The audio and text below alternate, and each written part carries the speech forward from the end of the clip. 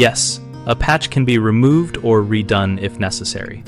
When removing or redoing a patch in a wall or ceiling, start by assessing the material and fasteners used and the extent of surrounding damage, so you can choose the correct tools and replacement technique. For small repairs in drywall, carefully score around the patch with a utility knife, chisel out the joint compound and any loose tape, and remove the old patch backing so the new piece sits on clean, solid edges. For larger openings, cut a neat rectangular or square hole to the nearest stud or blocking, measure and cut a replacement panel that fits snugly, and fasten it with screws into the framing so it will not shift during finishing.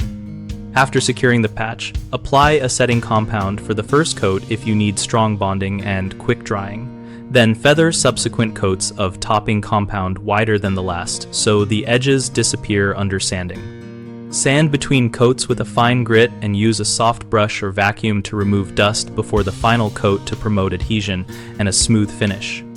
When painting, prime the repaired area to seal the joint compound before applying finish coats.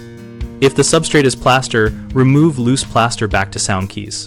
Install metal lath or backing where needed, and use a bonding agent with your plaster mix to achieve a durable replaster that will match the surrounding texture. For patching other materials such as cement board or wood paneling, match the original thickness, use appropriate fasteners and construction adhesive, and seal joints with a backing strip or tape designed for that material to prevent future cracking. Common mistakes include cutting irregular or jagged openings that make it hard to fit a replacement panel, which you fix by squaring the hole to the nearest structural member so the patch has a positive support.